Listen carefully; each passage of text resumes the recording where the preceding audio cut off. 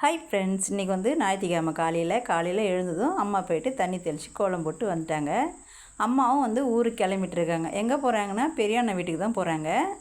அவங்கள பாய் சொல்லி அனுப்பிட்டு எங்கள் மாமா செவ்வரொட்டி தான் வாங்கிட்டு வந்தாங்க. அதை நான் காலையிலே டிஃபனுக்கு ரெடி பண்ணிடலான்னு சொல்லிட்டு டிஃபனுக்கு ரெடி பண்ணிட்டேன்.